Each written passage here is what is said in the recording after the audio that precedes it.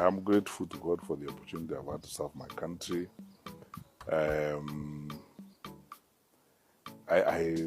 Life is a journey. This is a journey.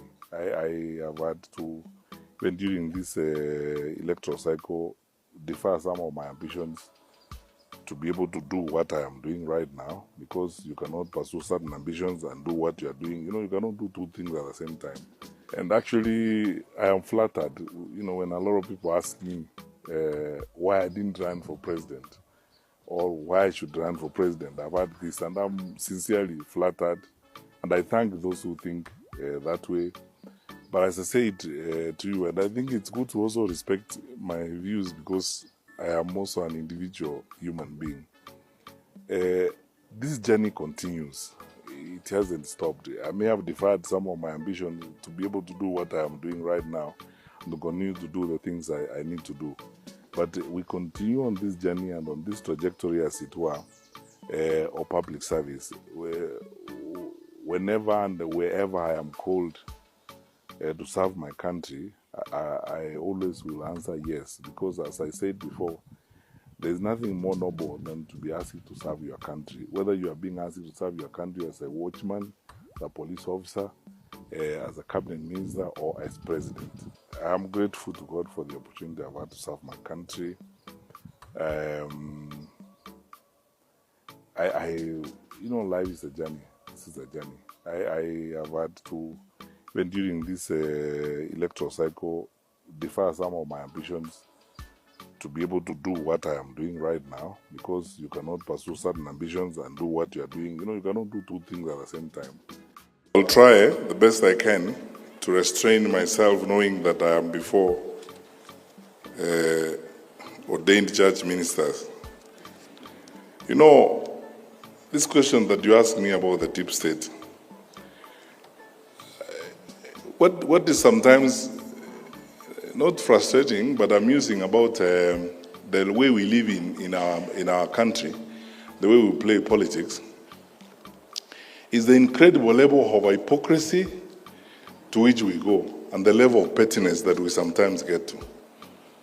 Because just picture a situation where I am the Minister for Interior, I sit in the National Security Council, and I go out in public and complain about the Inspector General who sits with me in the National Security Council.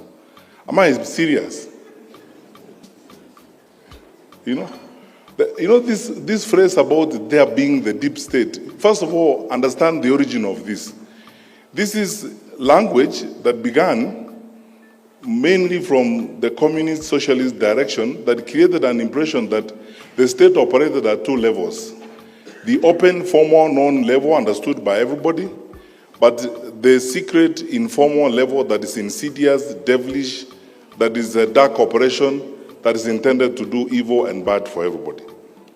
I ask the question, in a country that doesn't have a single detainee, in a country where a presidential election has been nullified before, and the president and all its people have faithfully gone back to the election,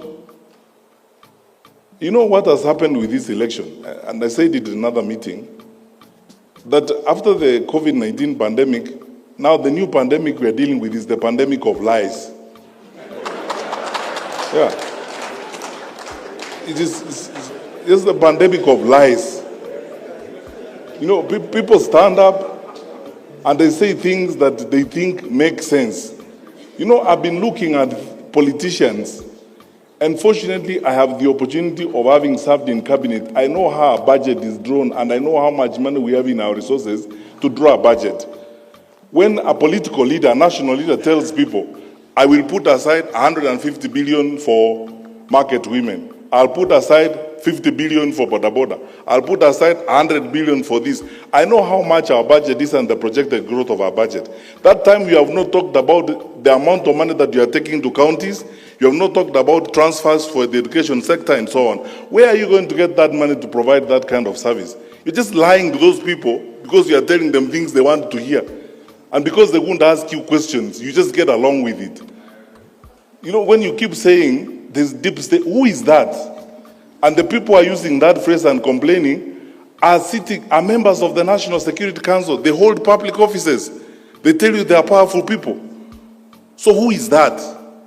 This facade and stories that are being coined and being bandied around, just so that people create excuses and they camouflage around things that don't exist to survive, or create excuses and pathways of lying and carrying the public along with them.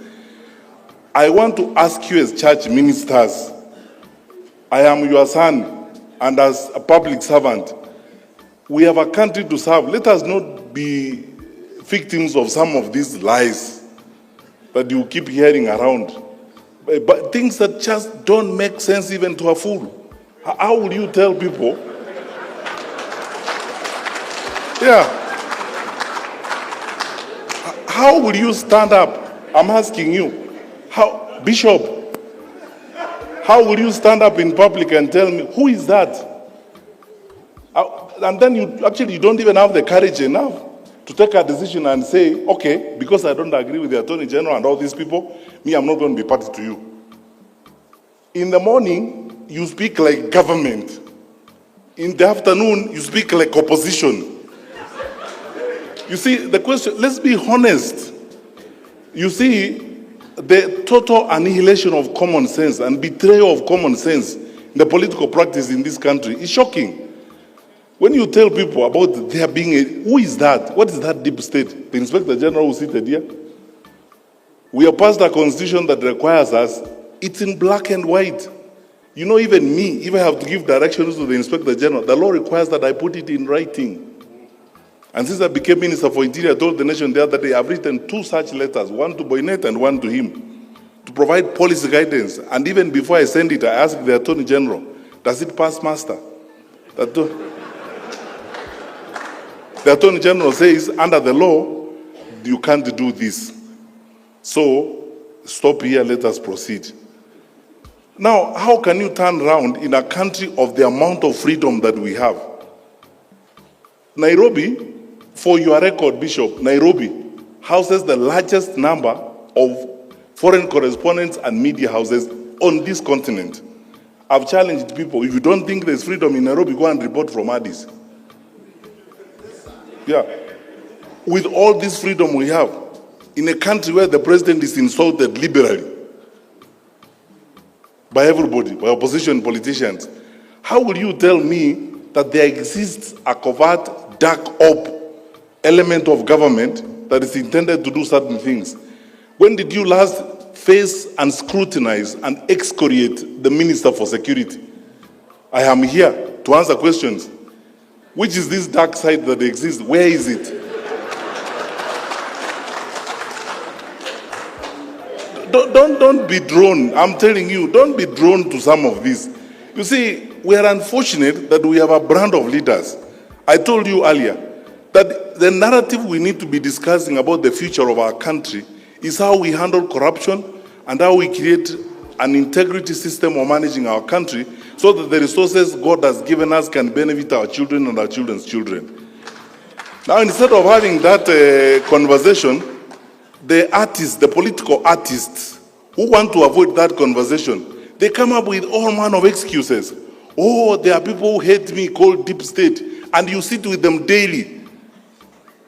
So when do they become deep? When they are with you or when they are not with you?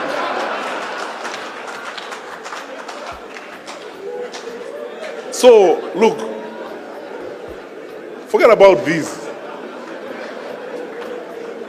We run an open, transparent, accountable government.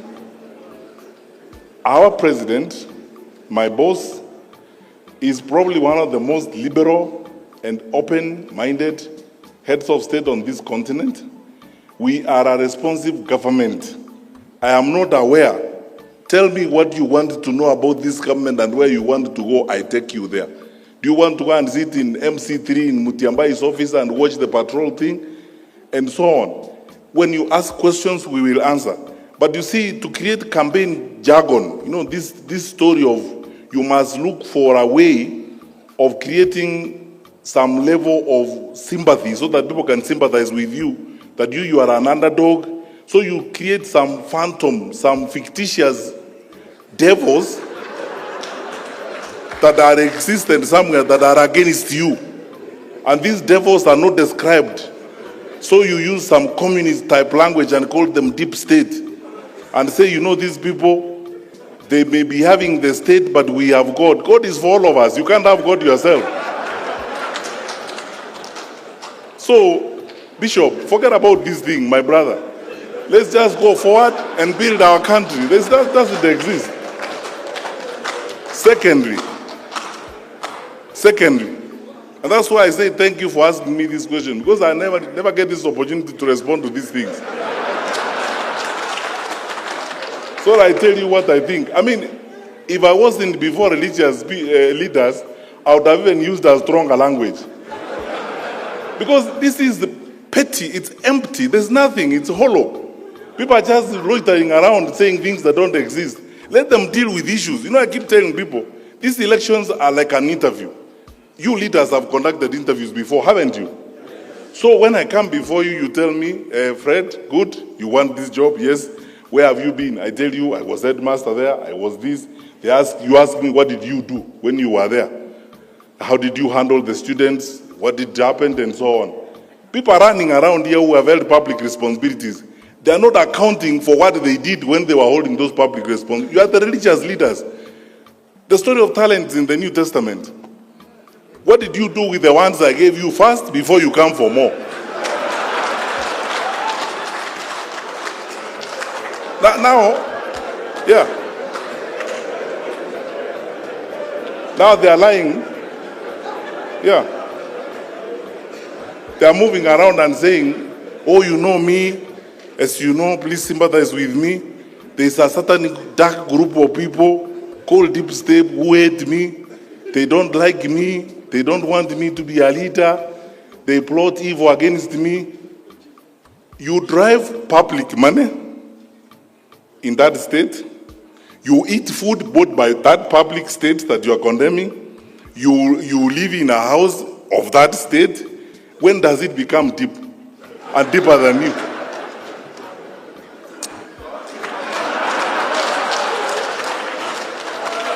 Forget about these jokes. Finally,